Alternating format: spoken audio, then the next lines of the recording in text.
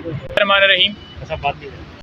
आज के केसेस के हवाले से अपडेट ये है कि एक तो इमरान खान साहब की तरफ से जो हमने पटिशन दायर की थी, जिसमें ओपन ट्रायल के हवाले से इस्तदा की थी और जो जज की तैनाती है उसके हवाले से गुजारिश की थी कि ये कदम करार दी जाए नोटिफिकेशन जो है, और उसके ऊपर आज जो है इंट्रा कोर्ट अपील जो है वो आज समाअत के लिए फ़िक्स है, जिसमें अभी समाअत जो है वो जारी है, जिसमें हमने यही गुजारिश की थी कि जनाब जो ट्रायल है वो किसी सूरत भी इस तरह खुफिया छुपा के इन कैमरा जेल के अंदर नहीं किया जा सकता।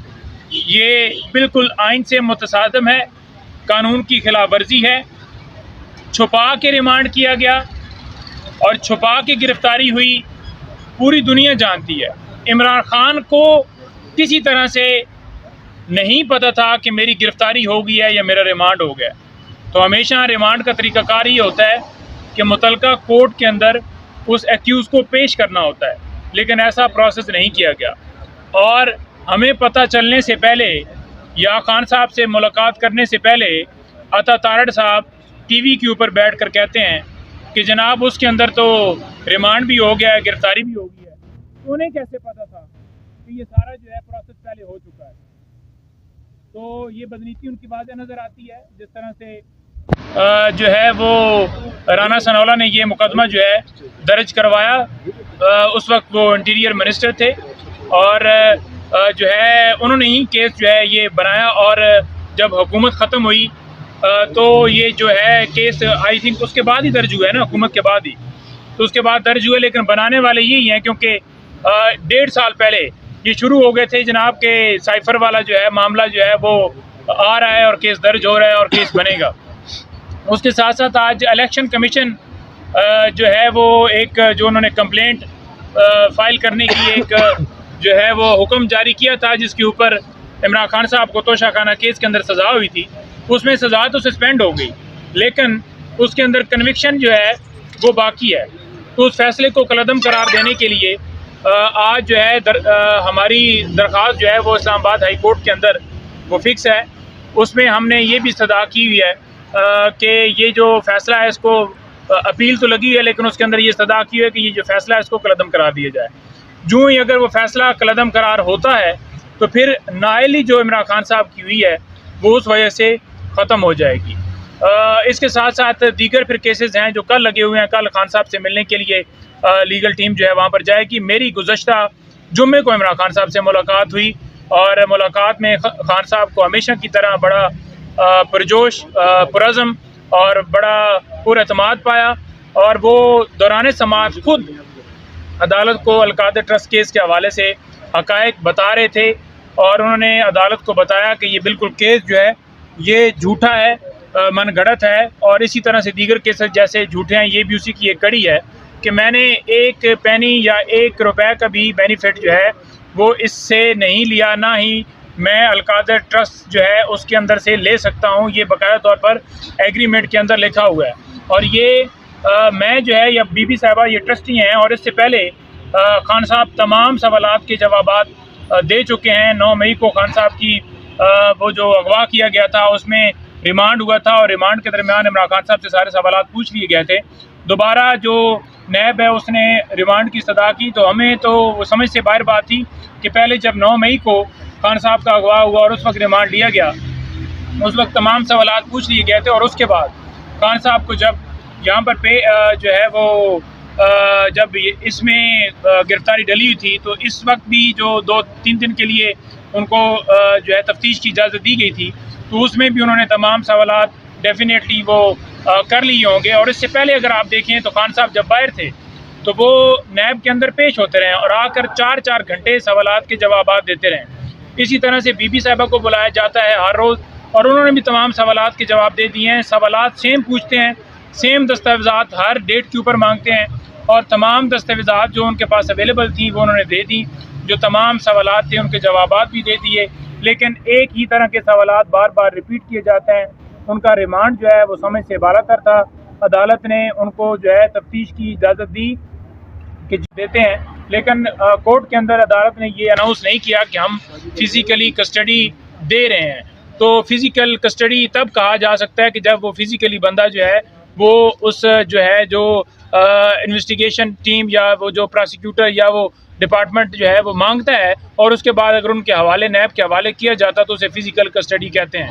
तो ये भी एक नई जुरिस्प्रूडेंस हुई है कि जेल के अंदर ही यानी कि सुप्रीडेंट जो अडयाला जेल है उनकी कस्टडी के अंदर ही उनसे तफ्तीश जारी है, और उस तफ्तीश को ये रिमांड कह रहे हैं। तो हमें तो इस चीज़ की समझ नहीं आई, लिहाजा अदालत ने भी कोर्ट के अंदर नहीं बताया कि हम फिज़िकली दे रहे हैं, क्योंकि फ़िज़िकली तो तब होती कि वो अगर खान साहब को उनके हवाले करते। और दूसरी जो चीज़ बड़ी अहम है वो ये है कि एक तो ये कहते थे कि साइफर केस के अंदर, क्योंकि वो जी ऑफिसर सीक्रेट एक्ट के तहत मुकदमा दर्ज है, तो लिहाजा उनका सीक्रेट ट्रायल करना है।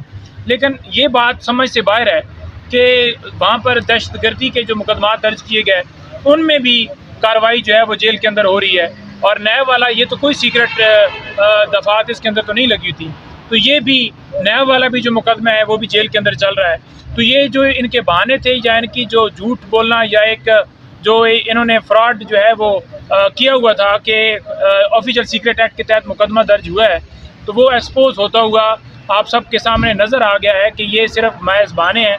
डर सिर्फ इमरान खान से, इमरान खान की तस्वीर से कि वो बाहर आएंगे और दुनिया में फिर जो है पूरा मुल्क और हर जगह पर इनसे कंट्रोल नहीं हो पाएगा।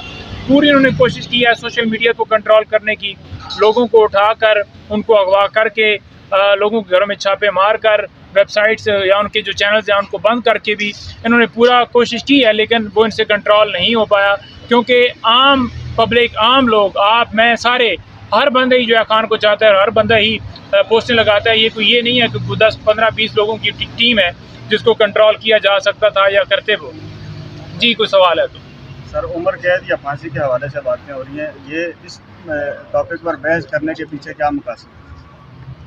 देखिए, मकसद यही है कि जो इनका प्लान है, जो ये चाहते हैं, आप देखें ना, आप इस्लामाबाद हाई कोर्ट ने फैसला दिया तो फैसले के अंदर ये लिखा कि जिनके ऊपर जो दफात लगाई गई हैं उनको, उनके जो संगीन हैं वो उनकी सज़ाएं हैं। तो बात यह है कि यहाँ पर बेल वाला मामला आपने डिसाइड करना है मेरिट के ऊपर कि होगी या नहीं होगी। आप बाकायदा तौर पर ये भी बता रहे हैं कि ये सज़ाएं हैं, और ये भी कह रहे हैं कि 4 हफ्तों के अंदर अंदर ये ट्रायल जो है कंक्लूड किया जाए।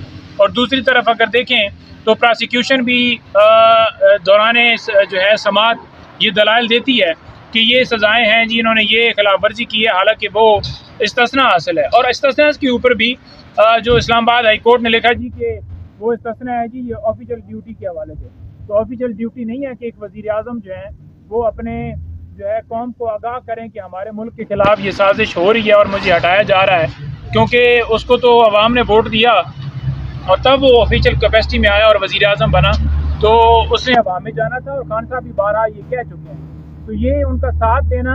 आप ये देख लेना आज सूरत हाल क्या है कि जो है वो डोनाल्ड ब्लूम जो है वो जाकर मिल रहा है नवाज शरीफ से और जहांगीर तरीन से, जो बातें साबित कर रही हैं कि इन्होंने किस तरह से मंडियाँ लगाई उनके कहने के ऊपर, और किस तरह से रजीम चेंज ऑपरेशन हुआ, किस तरह से इमरान खान साहब की आईनी हुकूमत को हटाया गया। और इनके जो मुहरक़ात, ये जो कहते थे कि इमरान खान जो है वो अमरीकी जो है एजेंट है, इसराइली एजेंट है, जो साबित कर रही हैं कि कौन जो है इनको डोज कर रहा था और कौन किस कैपेसिटी में इनसे मीटिंग कर रहा है। क्या ये ऑफिशियल थे?